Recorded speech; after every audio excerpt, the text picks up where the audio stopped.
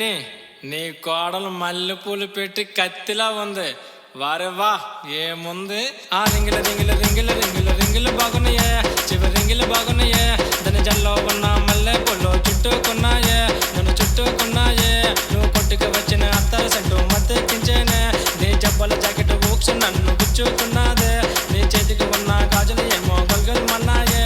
నీ కాళ్ళకి ఉన్న మువ్వలు పట్టి గోలలు పెట్టేనే.